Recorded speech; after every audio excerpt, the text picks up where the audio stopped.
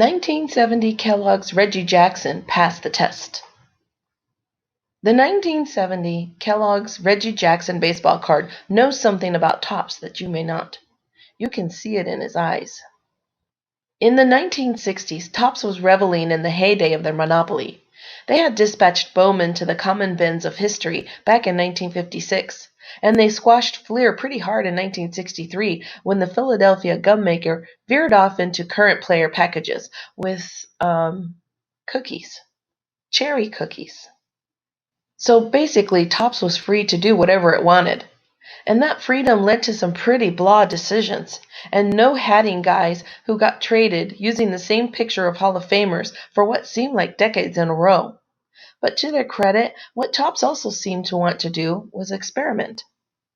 Indeed, all through the 60s, Topps treated collectors to an avalanche of oddball releases and test issues that included unusual entries like gold embossed bust cameo cards, stamps, candy lids, coins, game cards, supers, and on and on.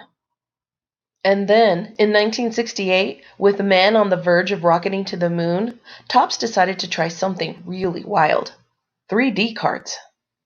That set of 12 cards was just testing the waters, and because of that, sales distribution was limited. Today, those cards are tough to find, and bring big bucks whenever they're offered for sale. And they were real lookers too. Clean lines with block letters, and a circle containing info about the player, position, and team. Sort of a dramatic preview of the 1969 Topps baseball cards. Of course, probably the star of that 69 set is the Reggie Jackson rookie card, issued on the heels of Reggie's 29-homer sophomore season in 1968. While the Reggie Jackson rookie card was busy popping out of wax packs that next summer, 1969, the man himself was busy slamming 47 long balls to lead the A's back into contention. They finished second to the Twins in the first ever American League West race.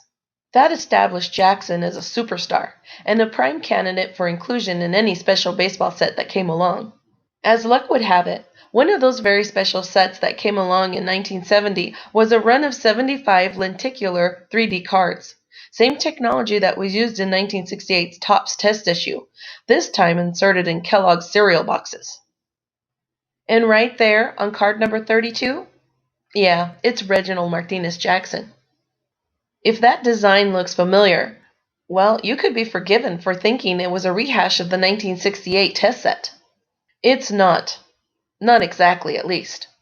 But it does bring together all the best elements of the impossible issue, baseballed up a bit, with a facsimile autograph added. Like the 68s, these first-year Kellogg's cards are works of art, beauties to behold. And also like the 68s, the Kellogg's are nowhere near common, though nowhere near as scarce as their ancestors. Today, a Reggie in PSA 9 sells for about $100 most of the time, while a perfect 10 is pushing towards a cool grand. And no matter the condition or the price, this snazzy pre-Mr. October Jackson is a hobby bridge, connecting the era of dreams to the era that saw a 3D card in every kitchen cabinet. Magic Motion Jettison everywhere says, thank you.